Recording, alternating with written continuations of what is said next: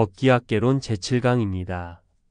혼자 갈 것인지 아니면 누군가와 함께 갈 것인지를 결정하고 나면 또 새로운 걱정거리가 생긴다.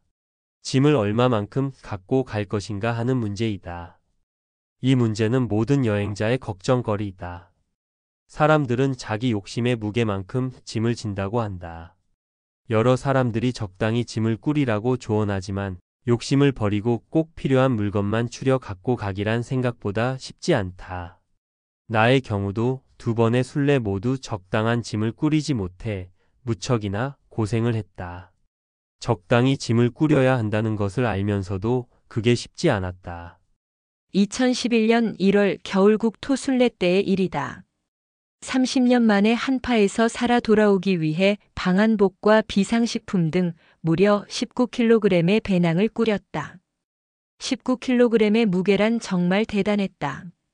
쉽게 얘기하면 한 손으로 배낭을 들어 올릴 수 없는 무게다.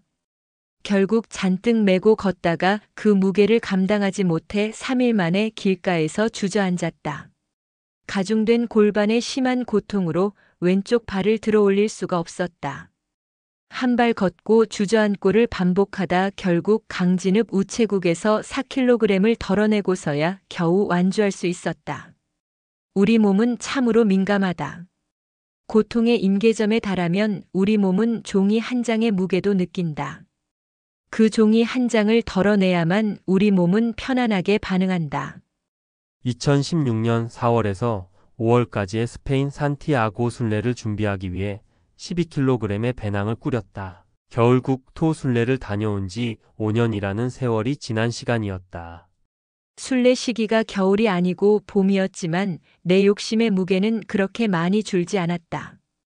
겉옷 상하에 한 벌씩의 여분, 속옷 상의와 팬티, 손수건과 양말을 각각 4켤레씩 그리고 불필요한 것도 알뜰하게 챙겨갔다. 견딜 수 있는 무게였지만 걷다 보니 한 벌 또는 한 켤레의 여분만 있으면 좋겠다.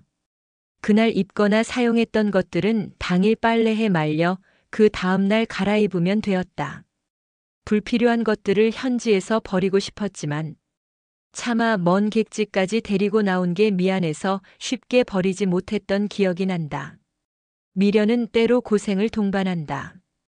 다음은 2016년 4월 스페인 산티아고 순례길 첫날 만났던 어느 한국 여성의 이야기이다. 스페인 산티아고 순례길 첫날 자신의 키보다 더 큰 배낭을 메고 피레네 산맥 5부 능선을 힘겹게 오르는 한 여성을 만났다. 온몸이 땀으로 뒤범벅이 되어 있었다. 너무나 안쓰러웠다. 도와주고 싶어 말을 걸었다. 안녕하세요. 하고 인사를 했더니 힘이 든지 작은 목소리로 네 하고 모국어 답변이 돌아왔다. 그 여성의 배낭을 뒤에서 밀어주며 한참을 올랐더니 넓은 평지가 나타났다. 그곳에는 우리보다 먼저 올라온 순례객들이 발 아래에 펼쳐진 아름다운 풍광을 만끽하며 쉬고 있었다. 한국에서 온 젊은 여성에게 배낭이 무거워 보이는데 도움이 필요하면 이야기하라고 했다. 그녀는 배낭이 무겁긴 하지만 계속 짊어지고 가겠다고 했다. 산모퉁이를 돌면 또 산이 나타나고 그 산모퉁이를 돌면 또 다른 산이 나타났다. 그러기를 몇 번이나 반복한 끝에 겨우 해발 1450m나 되는 정상에 올랐다. 말 그대로 눈물 고개였다. 수많은 순례자들이 이 고개에 오르면서 수많은 눈물을 흘린 곳이다. 근데 이게 끝이 아니었다. 우리가 머물 수 있는 알베르게는 딱 한 곳뿐이었다. 그 숙소는 우리가 올라온 곳의 반대편 해발 950m에 위치한 론세스바에스 공립알베르게였다. 이제 거꾸로 500m 정도를 하산해야 하는 것이다.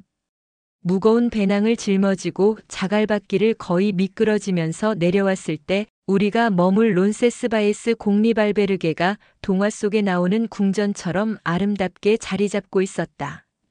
먼저 도착한 순례객들 뒤에 줄을 서서 숙소와 저녁 식사를 예약했다. 숙소와 식당과 샤워장과 화장실 등이 모두 청결했다.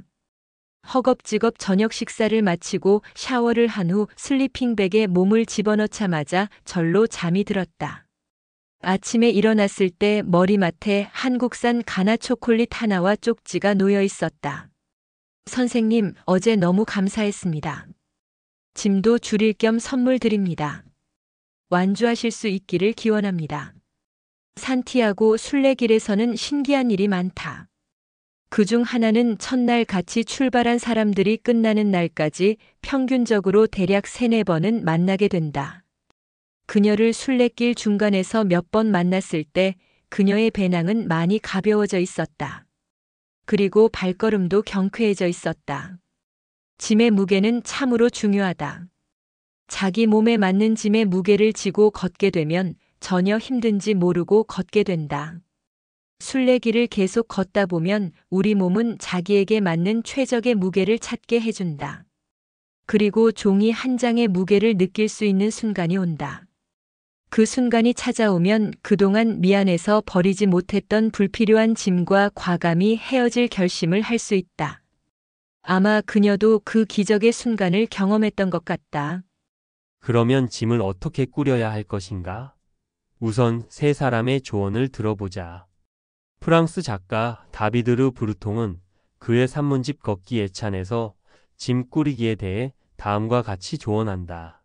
얼마만큼의 짐을 지니고 갈 것인가 하는 문제는 오랫동안 여행자의 근심거리로 남는다. 짐을 너무 무겁게 꾸리지 않도록 신중을 기하는 것이 마땅하다. 하지만 지나치게 인색한 짐을 꾸렸다가는 조만간 어느 순간에 가서 꼭 필요한 것이 수중에 없어 곤경에 빠질 위험이 있다.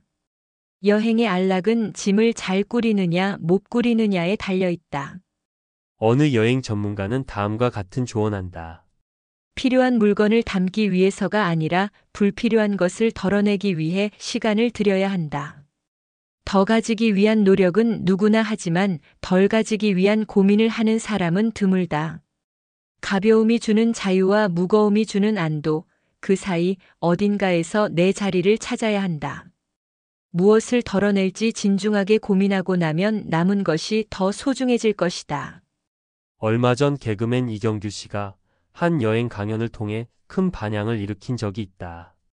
지고 가는 배낭이 너무 무거워 벗어버리고 싶었지만 참고 정상까지 올라가 배낭을 열어보니 먹을 것이 가득했다.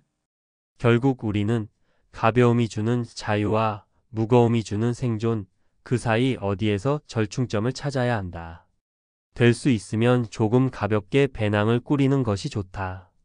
부족한 것은 길에서 채워 넣을 수가 있기 때문이다. 그리고 아름다운 미소를 듬뿍 담아갔으면 한다. 순례길에서 만나는 아름다운 미소는 또 하나의 풍경이었다. 걷기 학개론 제7강을 끝까지 들어주셔서 감사합니다. 다음 8강은 신발의 중요성에 대해 말씀드리도록 하겠습니다. 첫 번째 강의에서 말씀드렸듯이 걷기 학개론은 걷기를 단순한 행위를 넘어서 걷기학이라는 하나의 학문으로 정립하고자 개설한 채널입니다. 많은 걷기 전문가들과 관심 있는 여러분들과 함께 만들어 가려는 채널입니다. 걷기 학개론의 초석을 다지는데 도움이 되는 정보가 있으면 댓글로 남겨주시기 바랍니다. 좋아요와 구독 버튼을 눌러주시면 새로이 시작하는 걷기 학개론 제작에 크게 도움이 됩니다. 오늘도 시원한 하루 되시기 바랍니다. 감사합니다.